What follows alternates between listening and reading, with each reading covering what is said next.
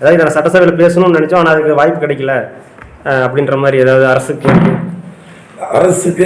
நான் 2 வாட்டி கொஸ்டின் எழுதி பேசுறது வாய்ப்பு கேட்டேன், வாய்ப்பு கொடுக்கல. எனக்கு வேதனையாக இருக்குது. கழிவு நீர் கலக்குதுன்னு கத்தலை. 4 ஏக்கரா 12 கோடி அறிவிச்சாங்க. வேர்கள் புதூர் பிஎன்படி கழிவு நீர் காவேரி ஆற்றுல கலக்குது. தருமபுரி இருக்கிற வெட்டாசு தண்ணி 10 மாவட்டத்துக்கு கொடுக்குற இடத்துல கலக்குது. இதனால தான் மக்கள் சேலம் மாவட்டத்துக்கு நோய் வருது, வேலூர் வரையும் போகிற தண்ணி நோய் வருதுன்னு கத்தனை. அதுவும் செவி சாய்க்கல. மேட்டூர் அணையை தூர் வாருங்க கத்துன்னு கத்தனை. நீர்வளத்துறை அமைச்சர், முதலமைச்சர், சட்டமன்ற கேள்வி, பல்வேறு கோரிக்கை மனு எங்கள் ஐயா மருத்துவர் ஐயா சின்னையால் அத்தனையும் அரசுக்கு எடுத்து கொடுத்து இந்த நாள் வரை எந்த அனுமதியும் கொடுக்கவில்லை என்பதை வருத்தம் தெரிவித்துக் கொள்கின்றேன்.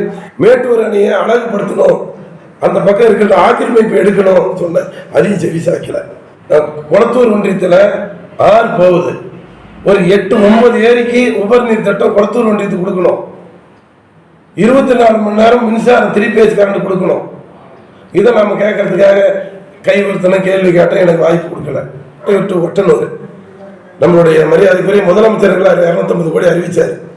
அறிவிச்ச நிலையிலே இருக்கின்றது, எந்த திட்ட பணியும் நடக்கல. பாடம் மேட்டூர்ல ஐடிஐல கூடுதல் கட்டடம் காம்பவுண்டு, மேட்டூர் அரசு கலைக்கல்லூரி காம்பவுண்ட் இல்லை, கூடுதல் கட்டடம் இல்லை, பட்ட மேற்படிப்பு இல்லை, மிகப்பெரிய அபாய கட்டத்தில் ஓடுது.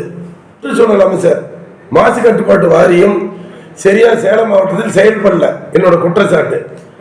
தோணிமடு திட்டத்தை நிறைவேற்றின அதனுடைய கோரிக்கை வலியுறுத்துறதுக்காக கேட்டோம், அதுக்கும் நம்ம செவி சாய்க்கல, எனக்கு டைம் கொடுக்கல. நம்மளுடைய பாலார் செக் போஸ்ட்ல அடிக்கடி கர்நாடக வனத்துறைக்கும் நம்மளை அச்சுறுத்துகிறார்கள் தமிழர்களை. அது விஷயமா பேசுறதுக்கு கேட்டால் கொடுக்கல. எனக்கு வேதனையா இருக்குது.